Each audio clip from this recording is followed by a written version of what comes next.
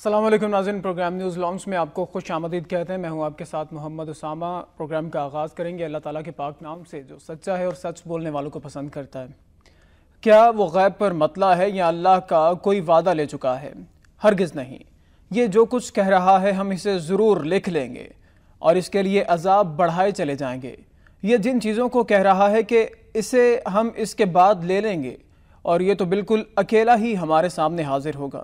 سورہ مریم کی آیت نمبر 78 سے 80 کا ناظرین اردو ترجمہ آپ نے ملاحظہ کیا۔ دعا کرتے ہیں کہ اللہ تعالیٰ ہمیں قرآن کریم فرقان حمید کے احکامات پر، ارشادات پر غور کرنے اور ان پر عمل درآمد کی توفیق عطا فرمائے۔ کل کی ناظرین اہم خبریں، افسوسناک خبر اور خون کے عنصر ہوتے رہے ہیں جب عالم اسلام یہ خبر سنی عالم اسلام نے کہ مکہ، سعودی عرب کے پاک سرزمین مدینہ میں بھی، قطیف میں اور دیگر علاقوں میں کل 4 دھماکے ہوئے مختلف مقامات پر، اور مدینہ منورہ میں جو دھماکہ ہوا ان دھماکوں سمیت 4 سیکیورٹی اہلکار شہید ہوئے۔ 4 مختلف مقامات پر یہ دھماکے کیے گئے تھے۔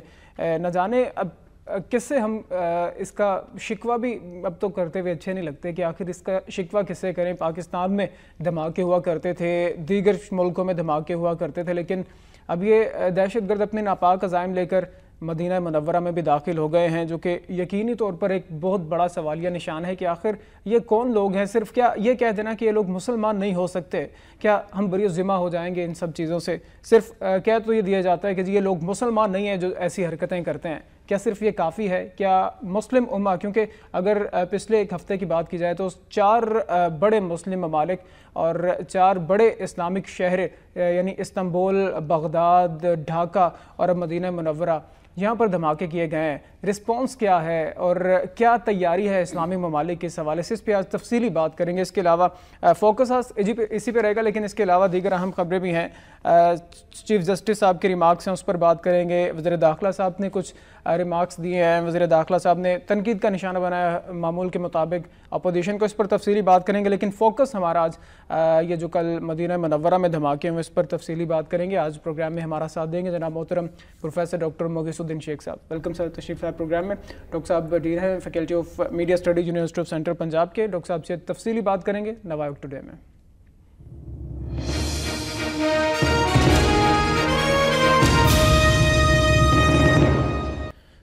سب سے پہلے کل کے دھماکوں کے حوالے سے بات کریں گے۔ دہشت گردی کی ناپاک ترین کارروائی یہ سامنے آئی ہے۔ مدینہ منورہ سمیت 3 سعودی شہروں میں 4 خودکش دھماکے کیے گئے اور 4 سیکیورٹی اہلکار بھی شہید ہوئے ہیں۔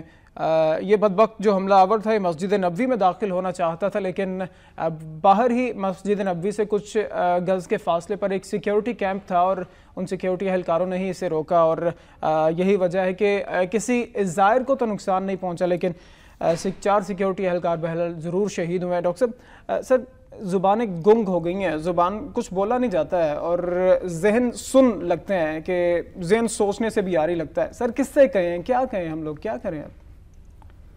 بسم اللہ الرحمن الرحیم۔ اسامہ، آج میں تھوڑا وقت لوں گا اس مسئلے پر، جی، چونکہ اس مسئلے کے بارے میں لوگوں کو بڑی کنفیوژن ہے اور میں خود بھی ایک کنفیوژن کا شکار رہا ہوں، لیکن آج میں اپنا ذاتی تجزیہ پیش کرنا چاہتا ہوں۔ جی، ایک تو یہ کہ پچھلے چند دنوں سے پورا عالم اسلام جو ہے وہ خون میں نہا گیا ہے۔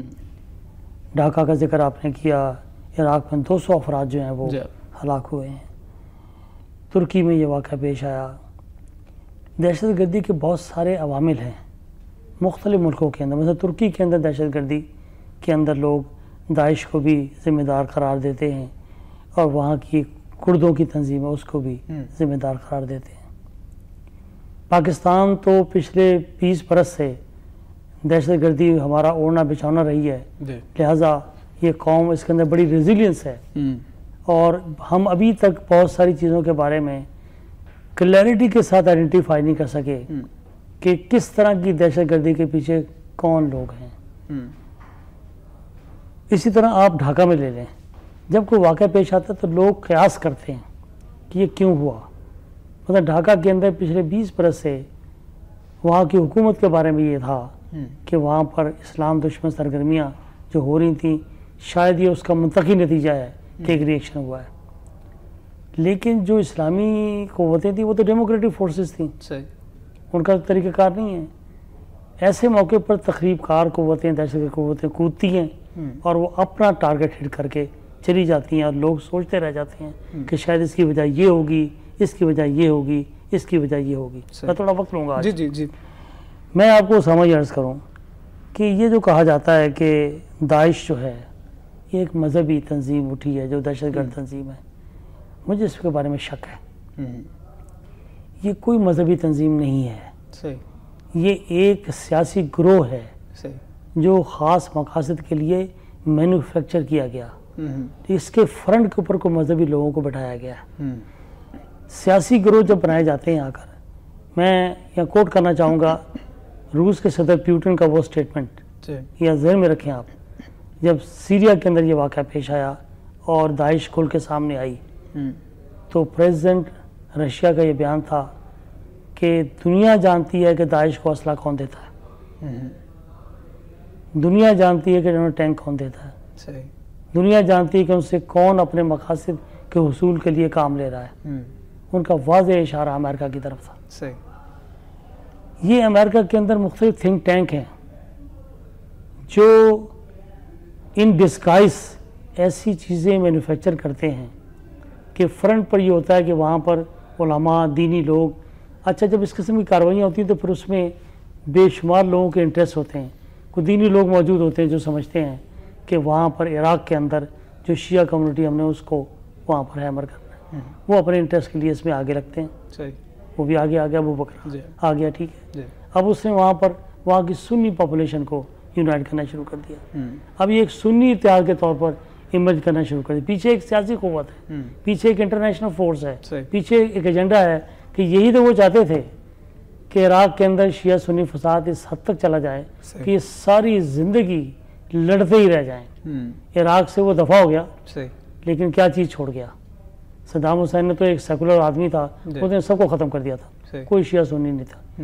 لیکن جیسے وہ گیا، وہ عذاب پوری قوم جو بھگت رہی ہے شیعہ سنی کے نام سے، اس کے اندر ایران بھی چلا گیا۔ ایران کو اپنی شیعہ آبادی کی ہمدردی میں وہاں پر ایک رول چھپ چھپا کے پلے کرنا پڑا، ٹھیک۔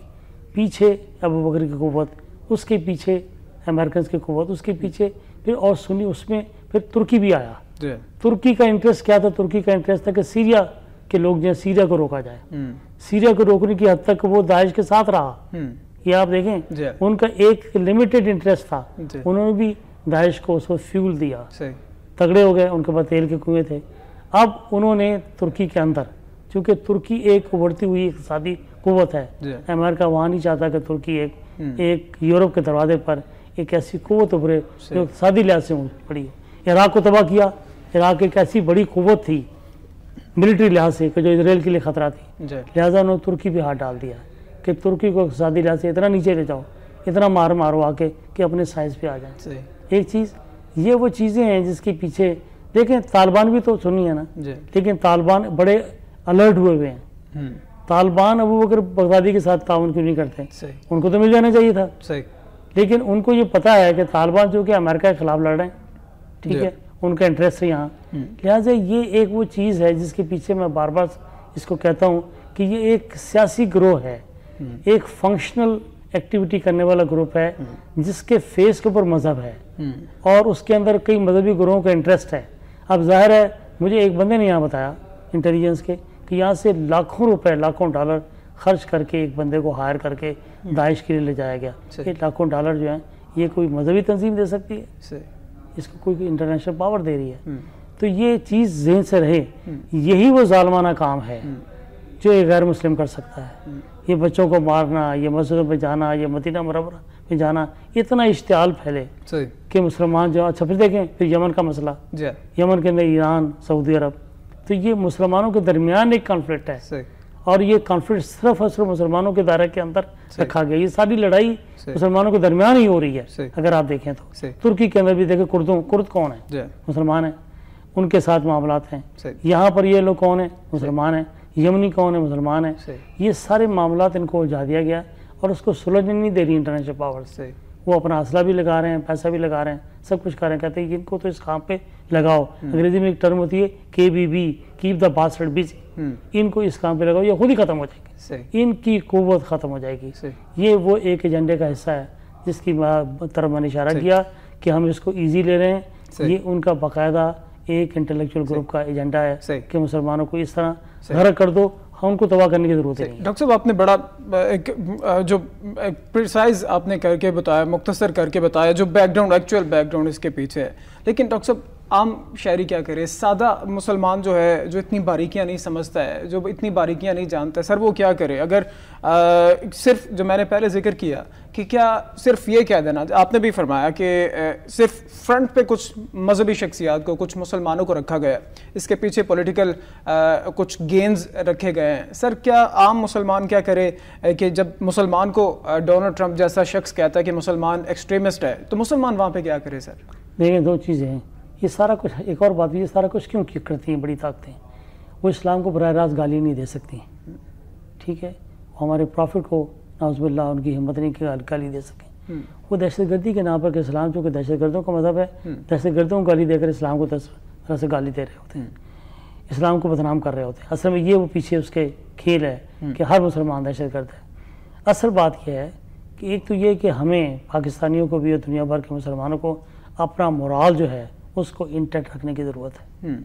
یہ ایک لہر آئی ہے، ایک جب لہر آتی ہے اس کا اثر سب پہ ہوتا ہے، آپ کا مورال افیکٹ ہوگا، تھوڑی دیر کے لیے آپ ڈیفینس پہ جائیں گے، ٹھیک ہے، لیکن you have to come back. Leadership اور اسٹیٹسمین شپ یہ ہوتی ہے کہ ہماری قیادت نکلے اور قوم کی رہنمائی کرے، یہی تو وقت ہے جس سے ہم کہتے ہیں کہ اسٹیٹسمین شپ کہاں ہے۔ آپ دیکھیں اسامہ، حیرانی کی بات یہ ہے، یہ سارے اسلامی ممالک، کسی کا کوئی بیان ہے اس حوالے سے؟ یونائٹڈ، آپ نے سعودی عرب میں ایک فورس بھی بنائی تھی داعش کے خلاف، وہ کدھر ہے؟ آپ دیکھیں ایران جیسی قوت بیٹھی ہے، ان کی طرف سے کوئی بیان، کوئی اسلامی کانفرنس کھڑی ہوئی ہو، کوئی چیز ایسی سامنے نہیں آئی، اٹلی کے والے نے بیان دے دیا۔ تو یہ چیزیں سوچنے کی ہیں کہ اگر ہم خود کانشیس نہیں ہیں، ہماری لیڈرشپ کے اندر پتہ کیا چیز کی کمی ہے، انہیں خوف خدا نہیں ہے۔ خوف خدا ہوتا تو انہیں دنیا میں کسی طاقت کا خوف نہ ہوتا، باقی خوف ختم ہو جاتے ہیں اللہ کا اگر خوف ہو۔ لیکن یہ کہ یہ اللہ کا خوف نہیں ہے، انہیں بندوں کا خوف ہے، انہیں اپنے اقتدار کا معاملہ ہے، لہٰذا یہ ان کی ٹانگیں کانپ رہی ہیں، یہ کوئی ضرورت مندانہ پالیسی قوم کو نہیں دے پا رہا ہے، یہ کوئی کلیئر نہیں ہے کہ ان کا ایجنڈا کیا، انہیں ان کو کرنا کیا چاہیے۔ لہٰذا میں سمجھتا ہوں کہ سر ابھی افسوسناک کہ خبر پاکستان سے بھی آ رہی ہے کہ مردان میں بھی ایک بلاسٹ ہو گیا، ابھی کچھ ناظرین نقصان کے حوالے سے ابھی کچھ پتہ نہیں چلا، لیکن ابتدائی معلومات یہی ہیں کہ مردان میں بھی سر ایک بلاسٹ ہو گیا۔ افسوسناک واقعہ جی، بات یہ ہے کہ جی کہ ہم تو قومی سطح پر اس کام کے لیے تیار ہیں، قوم لڑ رہی ہے، اور دیکھیں یہ اللہ کا شکر ادا کریں کہ پاکستانی فوج نے پچھلے 10 برسوں میں اس دہشت گردی کی جس طرح کمر توڑی ہے، ہمارا ملک ابھی تک اس طرح کی خوفناک دہشت گردی کا شکار نہیں ہوا۔ اللہ کرے ہماری عید خرید سے گزر جائے آ کر، تو یہ بہت بڑا معجزہ ہوگا۔ لوگ شاپنگ کر رہے ہیں، کراچی میں جا رہے ہیں، سب کچھ ہے، تو میں بار بار لیکن ڈاکٹر صاحب میں دعا کرتا ہوں کہ یہ حالات رہیں آ کر کہ یہ بہت، چونکہ یہ فوج کی بس کی بات نہیں ہے کہ جو گلی محلے کے اندر سافٹ کارنر کو اسامہ ٹارگٹ کرنا، کہاں فوج لے جائیں گے۔ لیکن میں سمجھتا ہوں کہ ہماری انٹیلیجنس نے بھی بڑی محنت کی ہے، ان کے سامنے بڑے چیلنج ہیں، لیکن قوم کو بھی الرٹ رہنا پڑے گا۔ ڈاکٹر صاحب کچھ حقائق ہیں، کچھ مسلمان ممالک کے بھی کچھ تلخ حقائق ہیں، اسے بھی ہمیں مد نظر رکھنا چاہیے۔ سر یہ جو ایران بھی کوئی موقع نہیں چھوڑتا کہ سعودی عرب کو نقصان پہنچانے میں، جس طرح سے سعودی عرب نے بھی کچھ معاملات دیکھنے میں آئے کہ ایران سے جو حج زائرین آئیں گے اس سال وہ حج بھی نہیں کر پائیں گے، تو سر معاملات تو ہیں۔ اب جیسے میں نے پہلے ذکر کیا کہ ایران کچھ کوئی موقع نہیں ہاتھ سے جانے دیتا کہ سعودی عرب کو کچھ شاید تھوڑا سا بھی نقصان ہو رہا ہے ایران نقصان پہنچائے گا۔ سر سعودی عرب اور ایران کی کشیدگی، اوپر یمن کے جو معاملات رہے، ایران یمن کے ساتھ رہا، سعودی عرب وہاں پر لڑتا رہا، پاکستان سے کہا فوج بھیجیں، تو سر اسلامک ممالک کیا کر رہے ہیں؟ سر کہاں پہ organisation of Islamic countries OIC کہاں پہ ہے؟ اس کے علاوہ عرب لیگ عرب ممالک نے بنا رکھی ہے، وہ کہاں پہ ہے؟ اگر اس طرح مسلمان ممالک آپس میں لڑتے رہیں گے تو سر پاکستان کہاں سٹینڈ کرتا ہے؟ اور مسلمانوں کا جو نریٹو ہے، مسلمان کس طرح سے امریکہ جیسے ملک جو کہ بیہائنڈ دا سین وہی لوگ ہیں، لیکن ہمیں ان تک، ان کے جو عام لوگ ہیں ان تک ہمیں مسلمانوں کا اسلام کا میسج سر کیسے پہنچا سکیں گے اگر مسلمان ہی آپس میں لڑتے رہیں گے؟ یہ بہت بڑا ایجنڈا ہے اسامہ جو آپ کہہ رہے ہیں۔ دیکھیں نواز شریف صاحب نے اور طیب اردگان نے ایک کوشش کی تھی یمن کے مسئلے پر، وہ کوششیں جاری نہیں رہی، وہ ایک حد تک گئیں، اس کے بعد میں معاملہ رک گیا، لیکن اس کو یہ ایک جاری عمل رہنا ہونا چاہیے تھا، اور جاری عمل کے نتیجے میں اس کو مستقل بنیادوں پر اس کو حل ہونا چاہیے تھا. لیکن دیکھیں اس میں بھی انٹرنیشنل اسٹیبلشمنٹ کا رول ہے. امریکہ ایران کے بہت قریب آ گیا ہے، ایران کے اپنے انٹرسٹ امریکہ کے ساتھ وابستہ ہیں. سعودی عرب سے اس نے اپنا ہاتھ تھوڑا سا اٹھا لیا امریکہ نے، آپ دیکھ رہے ہیں تمام چیزوں کے اندر. ادھر سعودی عرب نے بھی ہمارے ساتھ، دیکھیں ایک عجیب پالیٹکس ہے، ہمارے بھی علمی، ہمارے بھی حکام ہیں. پاکستان نے یمن کے مسئلے پر ایک غیر جانبدارانہ کردار ادا کیا پارلیمنٹ کے ذریعے، ٹھیک ہے، اس کا نتیجہ ہمیں کیا صلاح ملا؟ یعنی ایران کو تو اپریشیٹ کرنا چاہیے تھا کہ پاکستان سعودی عرب کے ساتھ کھل کے نہیں کھڑا ہو گیا، لیکن ہمیں ایران نے ٹکا سا جواب دیا ہمارے ساتھ، یہ کہ انڈیا کا ایک بندہ ایران سے پکڑا گیا، ٹھیک ہے. انڈیا اور ایران کے تعلقات چاہ بہار کے مسئلے پر بہت آگے چلے گئے. دو باتیں، افغانستان کے مسئلے پر آپ دیکھیں کہ اس طالبان کے ساتھ ایران نے اپنا ایک گٹھ جوڑ بنا لیا. دوسری طرف آپ دیکھیں کہ جن کی خاطر ہم سب کچھ کرتے رہے، سعودی عرب کے ساتھ یو اے ای نے ہمارے ساتھ جو کچھ کیا، وہ انڈیا وہاں پر ان کے پرائم منسٹر کا استقبال ہوتا ہے اور 20,000 بندہ اسٹیڈیم میں اکٹھا ہوتا ہے. بالکل صحیح. سوال یہ ہے کہ کیا انڈیا نے یمن میں سعودی عرب کے حق میں فوجیں بھیج دی تھیں؟ انہوں نے تو کچھ نہیں کیا تھا. بالکل صحیح. ہمیں سزا دی جا رہی اس بات کی. تو یہ ایک عجیب و غریب. اور دیکھیں دوسری طرف انڈیا نے ایران کا ساتھ بھی نہیں دیا، لیکن انڈیا اور ایران ریلیشن شپ آپ دیکھیں، سعودی عرب بھی انڈیا سے خوش معاہدے کر رہا ہے، ایران بھی ان سے خوش. یہاں ہماری ڈپلومیسی کی بھی بڑی کمزوری ہے. ڈاکٹر صاحب ہمیں شٹل ڈپلومیسی کی بڑی شدید ضرورت. سر اس میں یہ بھی ایڈ کر لیجیے. سر آپ نے ابھی اشارہ کیا کہ پاکستان نے عدن میں یمن میں لڑنے کے لیے فوجیں نہیں بھیجی سعودی عرب کی طرف سے. ایران کو اپریشیٹ کرنا چاہیے تھا بالکل، لیکن نہیں کیا گیا. آرمی چیف، ہمارے دیگر بھی اعلیٰ حکام یہ ایکنالج کروانے کی کوشش کرتے رہتے ہیں کہ پاکستان کی سیکریفائسز کو، پاکستان نے جو قربانیاں دی ہیں انہیں ایکنالج کیا جائے. سر باہر کے لوگ کیسے ایکنالج کریں گے اگر ہمارے مسلمان ملک، اگر سعودی عرب ایکنالج نہیں کر رہا، یو اے کا آپ نے ریفرنس دیا، ایران کا ریفرنس دیا، اگر وہی ایکنالج نہیں کر رہے ہماری چیزوں کو، تو سر ہم ویسٹ میں کیسے ایکنالج کروائیں گے ان چیزوں کو؟ نہیں دیکھیں ویسٹ کی تو بات ہی نہیں نا. پاکستان نے تو سعودی عرب کو یہ کنوینس کرنے کی کوشش کی، لیکن سعودی عرب کا ایک اسٹائل یہ ہے نا کہ وہ سمجھتے ہیں کہ بھی جو ہم کہہ رہے ہیں پاکستان اس کی 100% کمپلائنس کرے. صحیح. ایسا تو نہیں ہوتا. پاکستان ایک آزاد ملک بھی ہے، اس کی اپنی ایک پارلیمنٹ ہے، لہٰذا اس کے باوجود پاکستان نے بہت کچھ کیا، اب بھی پاکستان بہت کچھ کر رہا ہے، تو ایسی بات نہیں ہے. لیکن یہ کہ all of a sudden India نے وہاں پر ڈپلومیسی کی اور وہ اس میں کامیاب ہو گئے اور ہم پیچھے رہ گئے. صحیح. اچھا ڈاکٹر صاحب، مسلم لیڈرز کی بات کی جائے، مسلم ممالک کے سربراہان کی بات کی جائے، سر یہ کہاں پہ سوئے ہوئے ہیں؟ اگر طیب اردگان کی بیٹی کی شادی پہ جا کے ہمارے پرائم منسٹر بطور گواہ دستخط کر سکتے ہیں، لیکن سر اگر براڈ پرسپیکٹیو میں دیکھا جائے تو میں نے پہلے ذکر کیا او آئی سی کدھر ہے، عالمی رہنما اب کدھر ہیں؟ اب کیوں اکٹھے نہیں ہوتے ہیں عالمی رہنما؟ کیا صرف یہ جو چند جو خارجی عناصر ہیں یہ اتنے تگڑے ہو گئے ہیں کہ انہیں مسلمان ممالک روک ہی نہیں سکتے؟ دیکھیں جی، اب عالم اسلام کو اکٹھا کرنے کے لیے کون اٹھے گا؟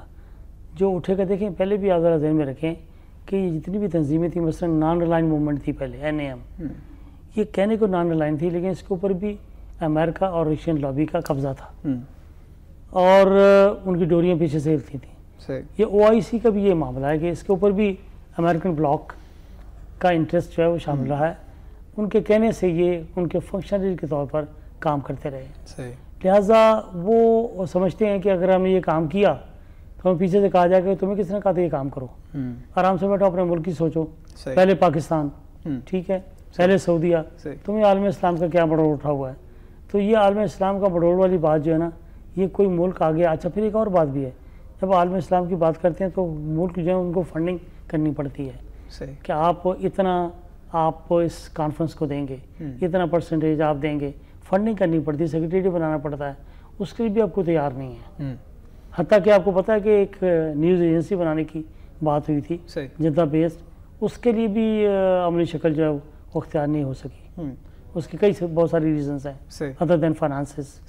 سر کل میں منصور جعفر صاحب ہمارے استاد ہیں، ان کو میں سن رہا تھا، بیپر ٹیلی فونک دے رہے تھے کسی ٹی وی پہ. سر انہوں نے بھی بتایا کہ سعودی عرب میں کچھ داعش کے لوگوں کو بھی لٹکایا گیا تھا. ان کا یہ کہنا تھا کہ ان کا ریئیکشن ہو سکتا ہے. سر کیا آپ اتفاق کرتے ہیں کہ جو داعش کے لوگ لٹکائے گئے سعودی عرب میں یہ اسی کا ریئیکشن ہے؟ دیکھیں میں نے بتایا کہ جب اس قسم کا واقعہ ہوتا ہے نا تو کوئی ایک ریزن نہیں ہوتا، لوگ ملٹیپل ریزن کی طرف غور کرتے ہیں، اور بعض اوقات اسامہ کوئی ایسا ریزن نکل آتا ہے جو بظاہر سامنے نہیں ہوتا. بالکل صحیح. یہی ایک خاص بات ہوتی ہے اس سلسلے میں. مسعود جعفر میرے شاگرد رہے ہیں، لیکن میں کہ وزارت مڈل ایسٹ میں رہتے ہیں، مڈل ایسٹ کے معاملات سب کے حوالے سے وہ دیکھتے ہیں کہ شاید ہو سکتا ہے یہ گیس ہے، لیکن یہ کہ it is one of the probable reasons, mature reason نہیں ہو سکتا یہ. صحیح. اچھا ڈاکٹر صاحب، اب معاملات کہاں جاتے ہیں؟ میں نے جیسے پہلے ذکر کیا کہ اس پہ سر زبان چلتی نہیں ہے کہ جو ہماری صرف کسی ایک سیکٹ کی وہاں پر وابستگی نہیں ہے، صرف سنی کی وابستگی نہیں ہے. اگر براڈلی بات کی جائے تو شیعہ حضرات کی بھی، شیعہ مسلمانوں کی بھی اتنی وابستگی ہے جتنی ایک عام مسلمان کی وابستگی ہے. لیکن پھر جب ہم معاملات دیکھتے ہیں، ایران والے، سعودی عرب والے، وہ بھی ہمارے ذہن میں رہتے ہیں.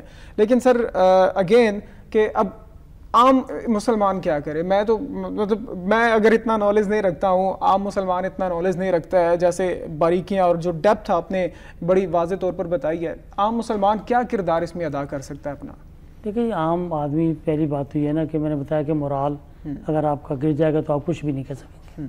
پہلی بات تو یہ ہے کہ اس میں علماء کا کردار بڑا اہم ہے کہ وہ مساجد کے اندر اپنے خطبوں میں قوم کو جگا کے رکھیں، قوم کا مورال ہائی رکھیں، چونکہ یہ جنگ جو ہے نا یہ مورال سے جیتی جائے گی. مورال اگر گر گیا تو کوئی بندہ اپنے گھروں سے بھی باہر نہیں نکلے گا. نمبر ون یہ بہت اہم بات ہے. اس کے بعد میں قوم کو دیکھیں، یہ ایک میں نے بتایا ایک لہر آئی ہے، یہ بھی اتر جائے گی انشاءاللہ. آنے والے حالات میں پھر دیکھی جائے گی جو بھی ہوگا. لیکن یہ کہ پھر لیڈرشپ کو آئندہ سوچنا پڑے گا، لیڈرشپ کو بیٹھنا پڑے گا. یہ لیڈرشپ کے کام ہے، نیچے عوام کے کام نہیں ہے. لیڈرشپ کو سوچنا پڑے گا کہ قوم کو کیا لائے عمل دیتے ہیں، قوم کیا کرے. یہ قوم کے سوچنے کا کام ہی نہیں ہے، قوم نے فالو کرنا ہے. قوم کو آپ گائیڈنگ پرنسپل فراہم کریں کہ آپ ان لائنز میں سوچیں. لیکن یہ کہ یہ ایک بہت بڑی سازش ہے کہ لوگوں کے دلوں کے اندر اسلام کا نام سنتے ہی کہ نفرت اور دہشت گردی کا تصور جو ہے وہ بھرائے. اس پر کام کرنے کی ضرورت ہے. صحیح. اچھا ڈاکٹر صاحب، اب اس طرف بھی آ جاتے ہیں کہ جیسا آپ نے ذکر کیا کہ اب کون عالمی رہنماؤں کو، عالمی جو اسلامک لیڈرز ہیں انہیں کون اکٹھا کرے گا؟ یہ واقعی بڑا مشکل معاملہ نظر آتا ہے. لیکن سر کیا ہمارے مسلم جو رہنما ہیں، مسلم سربراہان مملکت ہیں، کیا وہ جب اپنے پہ پڑے گی تبھی ان کو ہوش آئے گا؟ آپ نے ریفرنس دیا ترکی کا کہ فیول فراہم کرتا رہا، ترکی فیسیلیٹیٹ کرتا رہا. اب ترکی پہ اپنا استنبول پہ اتا ترک ایئرپورٹ پہ حملہ ہوتا ہے تو ان کا پرائم منسٹر کہتا ہے کہ ہمیں شک ہے کہ داعش نے کیا ہے. جب اپنے پہ پڑے گی تب آپ آئیڈینٹیفائی کریں گے، جب دوسروں پہ وہ وار کر رہے ہیں تب آپ کچھ نہیں کریں گے. دیکھیں اکیلے تو کچھ بھی نہیں کر سکیں گے جب تک یہ ایفرٹس کمبائن نہیں ہوں گی، جب تک ایک دوسرے کے انٹیلیجنس نیٹ ورک ایک دوسرے کے ساتھ سپورٹ نہیں کریں گے اور شیئرنگ نہیں کریں گے. آپ ان کو جگہ جگہ سے پکڑ نہیں سکتے. اصل میں یہ کام انٹیلیجنس نیٹ ورک کا ہے. انٹیلیجنس نیٹ ورک آپ کو اطلاع فراہم کرتی ہے کہ ان کا یہ نیٹ ورک یہاں پر بھی ہے، یہاں پر بھی، یہاں پر بھی ہے. وہ کیسے پتہ لگتا ہے؟ وہ ایک دوسرے ملک کے انٹیلیجنس شیئرنگ سے ہوتا ہے. لہذا یہ اکیلی ملک کی کسی انٹیلیجنس ایجنسی سے اس کو کنٹرول کرنا ناممکن ہے. یہ آپ کو شیئرنگ کرنی پڑے گی، اس کے لیے تعاون کرنا پڑے گا، بیٹھنا پڑے گا. یہی وہ جوائنٹ ایکشن ہے جس کے ذریعے آپ اس سارے فتنے کو کنٹرول کرنے کی کوشش کر سکتے ہیں. صحیح. ڈاکٹر صاحب اس پہ تفصیلی ہم نے بات کی ہے، وہ اور بھی بہت سے ایشوز تھے اور بھی بڑے سے اینگل تھے جن پر بات کی جا سکتی تھی، لیکن آئندہ نشست میں بھی اس پہ بات کریں گے کہ آخر مسلمان ممالک کو کیا کرنا چاہیے. اکٹھا ہونا تو بہت مشکل لگتا ہے. ڈاکٹر صاحب نے بھی خود فرمایا کہ اکٹھا مسلمانوں کو کون کرے گا؟ کوئی ایسا تو عالمی افق پر، بلکہ اسلامی کے عالمی افق پر ایسا کوئی رہنما نظر نہیں آتا ہے کہ جو اکٹھا کر سکے. لیکن ممکن نہیں ہے کہ اگر مسلمان ممالک کو اکٹھا کیا جائے. آگے بڑھتے ہیں. کچھ دل تو نہیں کر رہا کہ اس ایشو سے ہٹیں، لیکن کچھ اندرونی معاملات پہ بھی بات کرتے ہیں. کل سپریم کورٹ نے کچھ ریمارکس دیے کیس میں، اور ڈاکٹر صاحب کل پھر مردم شماری کا ذکر کیا سپریم کورٹ نے، اور چیف جسٹس نے اب خود نوٹس لیا ہے کہ 18 سال سے مردم شماری کیوں نہیں کروائی. سر کیوں کرواتے نہیں ہیں مردم شماری؟ کیوں؟ اگر بجٹ ہر سال آتا ہے، بجٹ مجھے پتہ نہیں ہے میرے گھر کے افراد کتنے، تو میں بجٹ کیسے بنا سکتا ہوں جب پتہ ہی نہیں ہے کہ ملک میں کتنے لوگ رہتے ہیں، کتنے شہری ہیں پاکستان کے؟ تو سر بجٹ کیسے بن جاتا ہے؟ یہ مختلف اصل میں پولیٹیکل ریزنز ہیں مختلف. یہ فیوڈلز نے جو ہماری ملک میں کانسٹیٹوینسی بنائی ہیں یہ شخصیت بیس کانسٹیٹوینسیز ہیں. ہر شخصیت نے حساب لگایا ہوا کہ میں نے اس علاقے سے جتنے اس علاقے کے اندر ڈیموگرافی کیا ہے، وہ ڈیموگرافی سے واقف ہیں، لہٰذا انہیں اس چیز کی پرواہ نہیں کہ باقی ملک میں پاپولیشن کا سائز کیا ہے، کتنی سیٹیں بڑھ جائیں گی نہیں بڑھیں گی، وہ اپنی کانسٹیٹوئنسی بیس ایکٹیویٹی کرتے رہتے ہیں۔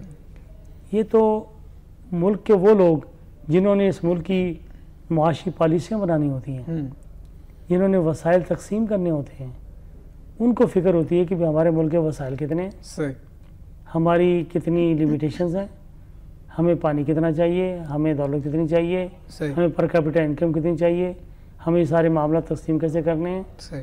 تو یہ وہ لوگ ہوتے ہیں، یہ ماہرین اقتصادیات، اس طرح کی ٹیم رکھنے والی حکومتیں وہ توجہ دیتی ہیں، اور یہ تھنک ٹینک ہوتے ہیں، کہتے ہیں کہ خدا کے واسطے اس ملک کے مسائل اور وسائل اس کے بارے میں جو تقسیم ہوگی اس کا کوئی سائنٹیفک میتھڈ ہوگا کہ نہیں ہوگا، وہ اس وقت تک نہیں ہو سکتا جب تک کہ آپ جو ہے یہاں پر آبادی کا جو ہے وہ تناسب کے حوالے سے طے نہیں کرتے، اور اس کا مردم شماری سے ہمیں اندازہ نہیں ہوتا کہ ہماری یہ تقسیم کا تناسب کیا ہوگا۔ اچھا ڈاکٹر صاحب آگے آتے ہیں، کچھ جو حکومت اور اپوزیشن میں ایک دوسرے کو تنقید کرنے کا ایک سلسلہ چل رہا ہے، یہ تو معمول ہی ہے کہ روزانہ کی بنیاد پہ کوئی اسی نوعیت کا کچھ اعداد و شماریاں کچھ لفظ آگے پیچھے کر کے تنقید کر دی جاتی ہے ایک دوسرے پہ۔ کل چودھری نثار صاحب کہہ رہے ہیں کیونکہ پی ٹی آئی اور پیپلز پارٹی چاہ رہی ہے کہ اکٹھا ایک جوائنٹ پروٹیسٹ کیا جائے کرپشن کے خلاف اور پینما کے خلاف، تو عمران خان صاحب نے اور بلاول صاحب نے شاید یہ بھی کچھ باتیں آ رہی ہیں کہ کنٹینر پہ اکٹھا ہوں گے۔ نثار صاحب کہتے ہیں کہ عمران خان صاحب بلاول کو اکٹھا تو کریں کنٹینر پہ، لیکن پہلے اسے پوچھ لیں کچھ جو غیر ملکی جائیدادیں ہیں، کچھ سر محل کے حوالے سے پوچھ لیں، کچھ سوئس بینکس کے حوالے سے پوچھ لیں۔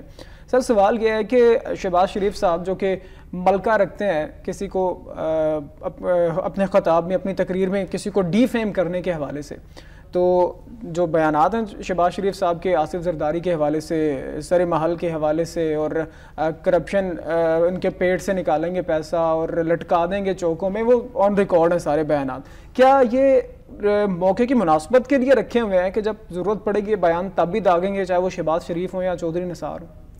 دیکھیں جی، یہ کر نہیں سکتے اس لیے کہ دونوں پنجابی میں کہتے ہیں ایک دوسرے کے کانے ہیں، یہی تو ایک کمپرومائز ہے۔ ان کو پتا ہے کہ آپ چھیڑیں گے تو ہم بھی چھیڑیں گے، یہ انہوں نے اپنے ایک دوسرے کے ساتھ یہ وہ انڈرسٹینڈنگ چل رہی ہے۔ بھئی اگر یہ کرپٹ لوگ تھے تو تمہاری حکومت تھی، تم میرے پہ کیس چلاتے، تم اس کی انکوائری کراتے، پکڑتے، سوئٹزرلینڈ سے چیزیں نکالتے، سارے محل کو پکڑتے، کیوں نہیں پکڑا؟ لیکن بعد میں شہباز شریف سر ایڈ اس میں کر لیجیے، شہباز شریف صاحب نے وضاحت کی کہ وہ میرے جو بیانات تھے کہ چوکوں میں الٹا لٹکا دیں گے، پیٹ سے پیسہ باہر نکالیں گے، وہ سیاسی بیانات تھے، اور وہ کہتے انہوں نے ان سے پوچھا گیا جب بڑے کلوز آ گئے مفاہمت کرتے کرتے نون لیگ اور پیپلز پارٹی، تو ان سے پوچھا گیا تو انہوں نے یہ کہا کہ وضاحت کی کہ وہ سیاسی بیانات تھے، اور میں آصف زرداری صاحب سے اس کے حوالے سے کلیئر کر چکا ہوں، ان کو میں وضاحت کر چکا ہوں کہ یہ سیاسی بیان، یہ وہ طریقہ واردات ہے، لوگوں کو تو بیوقوف بنایا نا۔ لیکن سوال یہ ہے کہ یہ جو بیان دیا چودھری نثار علی نے سر محل کا، یہ بھی سیاسی بیان ہے، پھر ہم اس کو بھی سیاسی بیان سمجھیں؟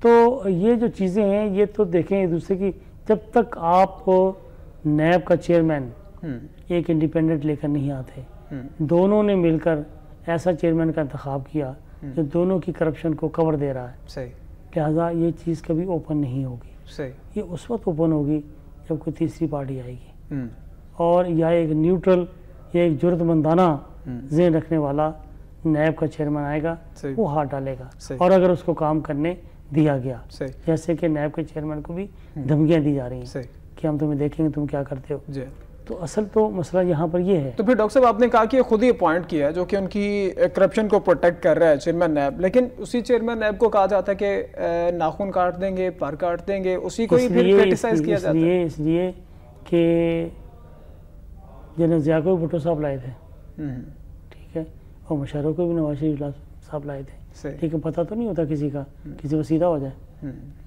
ٹھیک، لہٰذا اس کو اپنی جگہ پر رکھنے کے لیے کوئی نہ کوئی تھریٹنگ ٹول استعمال کرنا پڑتا ہے، تو وہ کر رہے ہیں، لیکن یو نیور نو۔ اچھا ڈاکٹر صاحب، پیپلز پارٹی کی ایک بار پھر سے نون لیگ کے ساتھ مفاہمت ہو جائے، یہ کچھ خارج از امکان نہیں ہے، اسے ذہن میں رکھنا چاہیے کہ ایسا ہو سکتا ہے، مفاہمت کی جو چنگاری ہے وہ بھڑک سکتی ہے دوبارہ سے، لیکن سر یہ جو پیپلز پارٹی چودھری نثار علی خان سے جو تنگ ہے یا خائف ہے یا جو ٹسل چل رہی ہے دونوں جانب کے رہنماؤں کے ساتھ، کل بھی چانڈیو صاحب آپ کے بڑے فیوریٹ، ان کا بیان تھا کہ وزیر داخلہ تصادم چاہتے ہیں، اور کائرہ صاحب نے بھی بیان دیا کہ وزیر اعظم بننا چاہتے ہیں نثار صاحب، لیکن ان کا خواب پورا نہیں ہوگا. تو چانڈیو صاحب نے کل تقریر تو بڑی لمبی کی تھی، بڑے انہوں نے اپنی روایت کے مطابق بڑے فکرے بھی اچھے استعمال کیے تھے جو کہ آپ کو ہر بار اپیل کرتے ہیں ان کے فکرے. اور کل بھی انہوں نے کہا بڑا پسند ہے، ان کا سٹائل بڑا لولی سٹائل ہے. جی تو کل وہ کہتے ہیں کہ تصادم چاہتے ہیں. واقعی نثار صاحب تصادم چاہتے ہیں؟ دیکھیں جی، کچھ لوگ جب گیپ کوئی آتا ہے نا تو لائم لائٹ میں رہنا چاہتے ہیں. اس میں نواز شریف صاحب بیک گراؤنڈ میں ہیں، جو ایک قادر شخصیت مسلم لیگ کی جس کو سامنے رہنا چاہیے وہ چودھری نثار ہے اور شہباز شریف ہے. میرے خیال میں دونوں کے درمیان بھی یہ ایک انڈکلیئرڈ کمپٹیشن ہے کہ ہو ول لیڈ. شہباز صاحب نے بھی جو فائرنگ کی ہے، ٹھا کیا ہے، وہ بھی ایک پولیٹیکل جو ہے وہ کیا کہنا چاہیے ریٹورک ہے، اور انہوں نے بھی پوائنٹ سکورنگ کی ہے فرنٹ پہ آ کر. تو دونوں میرے خیال میں فرنٹ لائن پلیئر کے طور پر سامنے اپنے آپ کو ایمرج کرنے کی کوشش کر رہے ہیں. پیپلز پارٹی کا مسئلہ یہ ہے کہ پیپلز پارٹی تحریک انصاف کے کندھے کو استعمال کر کے پنجاب میں واپس آنے کی آخری کوشش کرے گی، ورنہ یہاں پر موم بتیاں جلیں گی. تو اس کوشش کے بعد کیا پی ٹی آئی کے پاس کوئی کوشش رہ جائے گی یا یہ پی ٹی آئی کی بھی آخری کوشش ہے؟ نہیں، پی ٹی آئی کا بہرحال کمپیریزن پیپلز پارٹی سے نہیں بنتا، کیونکہ پیپلز پارٹی کے کافی لوگ نہیں، پنجاب کی حد تک اگر پی ٹی آئی کی بات پنجاب کی حد تک بھی پی ٹی آئی کو تو پیپلز پارٹی کا کوئی فائدہ نہیں ہوگا ایسا الیکشن کا، لیکن یہ ضرور ہوگا کہ ایک اسٹریٹ پاور بنے گی ایک پوائنٹ ایجنڈے پر کہ نواز شریف حکومت کو ہلانے کے لیے اور ان کو جولٹ دینے کے لیے ایک زوردار جھٹکا لگایا جا سکتا ہے. اچھا ڈاکٹر صاحب، کل نا ایک اصطلاح یوز کی گئی بلاول کے لیے انڈر 19، تو چانڈیو صاحب نے اس پہ بھی بڑا اچھا بیان دیا، اپنا بڑا اچھا رسپانس دیا. وہ کہتے ہیں کہ جب بھٹو صاحب آئے تھے تو انہیں بھی کہا گیا تھا کہ یہ تو بچہ ہے. اس کے بعد بی بی جب آئیں، ظاہر ہے ان کی بھی اتنی عمر زیادہ نہیں تھی، محترمہ بینظیر بھٹو جب پولیٹکس میں آئیں تو انہیں بھی کہا گیا کہ یہ تو بچی ہے ابھی. اب بلاول آئے ہیں تو انہیں بھی بچہ کہا جا رہا ہے. بات تو ان کی ٹھیک ہے کہ اگر اس کی گرینڈ پیرنٹس کو دیکھا جائے، ماں کو دیکھا جائے، نانا کو دیکھا جائے، تو انہیں بھی یہی کہا گیا تھا کہ تو بچے ہیں. لیکن اب بلاول بھی آ رہے ہیں تو کیا بلاول بھی بڑے لیڈر بنیں گے ان کی طرح، اپنے پیرنٹس کی طرح؟ کیا کہہ سکتے ہیں، یہ تو وقت بتائے گا. ہاں، باقی یہ ہے کہ بلاول اگر 30 برس کے بھی ہو جائیں تبھی وہ 19 کے لگتے ہیں یا لگیں گے. اور لوگ ہوتے ہیں کم عمر لگتے ہیں. بائی دا وے یہ جو حمزہ شمزہ ہیں، مطلب ان کے بارے میں کیا رائے ہے؟ یہ جو ان کی جو عمریں پیدا ہوئی ہیں تو ان کی طرف بھی دیکھ لیں. یہ کون سے بقول شیخ رشید کے کہتے ہیں یہ بھی تو عجیب طرح کی سبزیوں کی شکلوں والے بندے ہیں بقول شیخ رشید کے، میں نہیں کہہ رہا. تو ان کے پاس کیا چیز ہے نا کہ وہ بقول شیخ جس کو ہاتھ لگاتے ہیں وہ سونا ہو جاتی ہے. تو کل شیخ رشید صاحب کا میں انٹرویو دیکھ رہا تھا ٹی وی پہ. شیخ رشید صاحب نے کہا کہ آج وہ ملیں گے عمران خان صاحب سے تو انہیں کہیں گے کہ جلدی سے جلدی لائحہ عمل بتائیں، جب جو عید کے بعد پروٹیسٹ کا اعلان کیا گیا. سر کچھ نہیں ہوگا، میں نے آپ کو بتایا میرا ایک پروگرام ذہن میں رکھیں جو میں نے آپ کے ساتھ کیا تھا، اور اسے دکھائیے گا جب وقت آئے گا. یہ مسلم لیگ اتنی لکی جماعت ہے، انہوں نے کیلکولیٹ کیا ہوا ہے. سر یہ کیسے ہوگا جب جولائی کے اینڈ میں اور اگست میں سیلاب آ رہے ہوں گے، آپ تحریک چلا سکیں گے؟ لوگ کہیں گے لعنت تمہارے پر قوم ڈوب رہی ہے، تمہیں اپنے پاناما لیز کی پڑی ہوئی ہے. یہ وہ نیچرل انوائرمنٹل سپورٹ ہوگی جو مسلم لیگ کو ملے گی اللہ کی طرف سے. کل شیخ رشید نے بڑا، آپ اس پہ چاہے رسپانس نہ دیجیے لیکن وہ ایڈ شامل کر رہے تھے ان کا بیان، اور انہوں نے کہا کہ اینکر نے ان سے پوچھا کہ شیخ صاحب آپ نے جو بات کی کہ بارشیں آ رہی ہیں، سیلاب آئیں گے، وقتاً فوقتاً زلزلے بھی آ رہے ہیں پاکستان میں، تو کیا آپ سروائیو کر پائیں گے؟ تو انہوں نے کہا کہ جتنے بارش نہیں برسے گی اتنے ایسی برسیں گے. تو دیکھتے ہیں کہ آگے کیا ہوتا ہے. لیکن سر کل چیف جسٹس کا کراچی بدامنی کیس کے حوالے سے بھی بڑا اہم بیان ہے. اویس شاہ کے حوالے سے پہلے تو ایس ایس پی ساؤتھ کو تبدیل کیا گیا ہے، لیکن اس کے بعد چیف جسٹس نے جو بات کی ہے وہ بڑی امپورٹنٹ ہے اور آپ اس پہ ضرور اپنا پوائنٹ آف ویو دیجیے. کہا گیا کہ جن ملزموں کی رہائی نہیں ہوتی حکومتوں نے پیرول پہ رہا کر دیتی ہے. یہ حقائق تو ہیں، ایسا کیا گیا حکومت کی جانب سے. اور یہ بھی کہا گیا کہ صرف ایسے لوگوں کو چھوڑ دیا جاتا ہے کہ یہ نمازی پرہیزی ہے تو اسے چھوڑ دیا جائے. تو سر یہ تو باتیں تو بڑی تلخ ہیں لیکن حقائق پہ مبنی ہیں. میں متفق ہوں اس بات سے، متفق ہوں اس بات سے. بات یہ ہے نا کہ جو کمپلائنس جو ہے وہ تو چاہے حکومت ہو چاہے جو بھی ان کو کمپلائنس کرنی چاہیے کورٹ کے فیصلوں کی. اگر کورٹ کے فیصلے کا احترام حکومت نہیں کرے گی تو پھر کس سے توقع کرتے ہیں کہ لوگ جو ہے اس کے کمپلائنس کریں گے. صحیح سر. اگر حکومت کو تو آگے بڑھ کر کمپلائنس کرنی چاہیے تاکہ وہ ایک مثال بن سکے, تاکہ عدالتوں کا احترام ہو سکے. صحیح. ڈاکٹر صاحب شکریہ, پروگرام کا وقت ختم ہو چکا ہے. اور بھی خبریں تھیں جنہیں شامل کرتے لیکن پروگرام کا وقت ختم ہو چکا ہے. تشریف آوری کے لیے شکریہ. ناظرین آپ کا بھی شکریہ, آپ نے پروگرام دیکھا. ایک بار پھر سے کل جو افسوسناک واقعات پیش آئے سعودی عرب میں, پہلے تو دیگر شہروں میں نشانہ بنایا گیا, استنبول, بغداد, بنگلہ دیش, پاکستان میں بھی وقتاً فوقتاً عام شہریوں کو نشانہ بنایا جاتا ہے. لیکن کل بڑی تشویش کی بات ہے کہ مدینہ منورہ, جہاں پہ ہر مسلمان کا مدینہ کے لیے دل دھڑکتا ہے, جس کے لیے اقبال نے کہا تھا کہ سرما ہے میری آنکھ کا خاک مدینہ اور نجف, تو اگر وہاں پہ ایسی کارروائی ہوگی تو یقینی طور پر دل تو خون کے آنسو رو رہا ہے. لیکن اسلامک جو حکمران ہیں, ہمارے اسلامک لیڈرز ہیں, ایک بار پھر سے انہیں اٹھنا ہوگا. مشکل ہے ان کا اکٹھا ہونا, لیکن ناممکن نہیں ہے. اگر ایسا ہو جائے تو شاید اسلامی ممالک اور مسلمان کا جو ایک امپیکٹ دیا جا رہا ہے ویسٹ میں, اور خصوصاً ڈونلڈ ٹرمپ جیسی شخصیات کی جانب سے کہ مسلمان جو بھی مسلمان ہے وہ ایکسٹریمسٹ ہے اور امریکہ میں داخل ہونے سے روکوں گا میں اسے, اس کو ریموو کرنا ہے مسلمانوں نے. یہ جو ایک جسچر ڈونلڈ ٹرمپ دینے کی کوشش کر رہے ہیں, یا اس کے ہم خیال لوگ دینے کی کوشش کر رہے ہیں, اسے صرف عام مسلمان اپنے کردار سے, جیسے حقیقی مسلمان کا کردار ہے, اس کردار سے روکا جا سکتا ہے. پروگرام سے اتنے, مجھے اجازت دیجیے. اللہ حافظ.